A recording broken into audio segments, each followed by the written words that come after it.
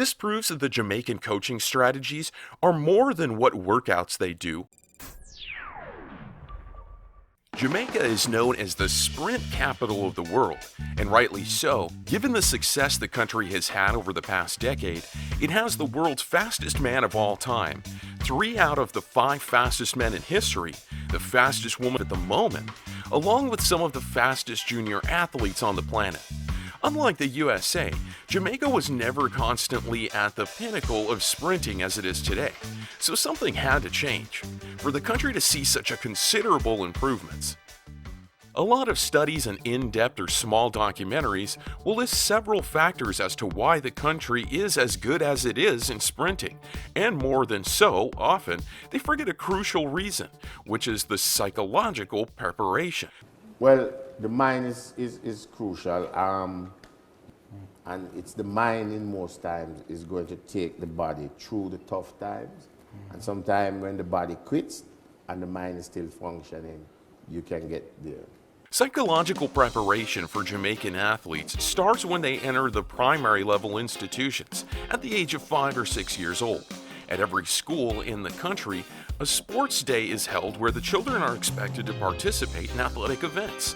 These events could range from 50 meters or less for kindergarten and up to 400 meters for the 12-year-olds. This is a fun but competitive environment with pressure being placed heavily on the athletes at just the age of 5 to give their teams precious points, which in other words means winning. This pressure is usually being put on the children by teachers, fellow team members, parents, relatives, and even just another member of the community. Therefore, at this age, these young athletes are being groomed to develop a winning-only mentality. This sticks with them through primary school and eventually goes to high school, where this mentality is further groomed.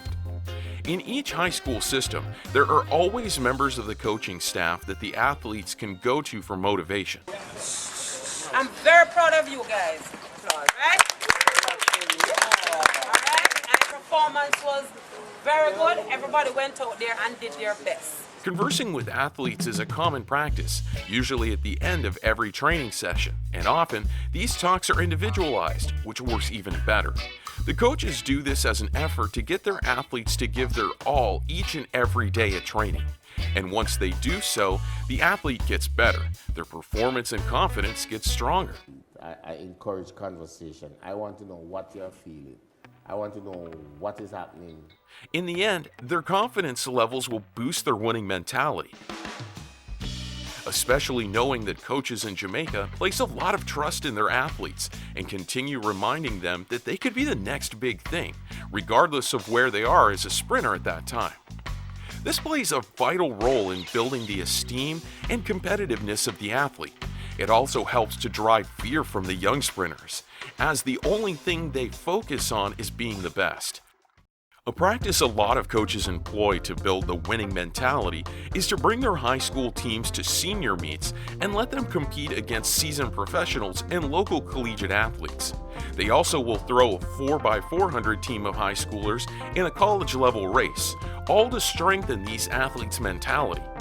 A lot of the top Jamaican sprinters had to go through such tests, from the likes of Usain Bolt to Christopher Taylor.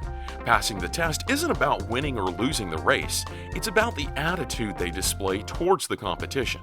Consequently, this is why a Jamaican junior, Christopher Taylor, can enter a race with the likes of the Olympic and world champion LaShawn Merritt and Commonwealth champion Anaso Jabudawana, and still was able to be optimistic about his chances. This proves that the Jamaican coaching strategies are more than what workouts they do or what they give their athletes to eat. It's also about the psychological preparation that they use to foster the champions.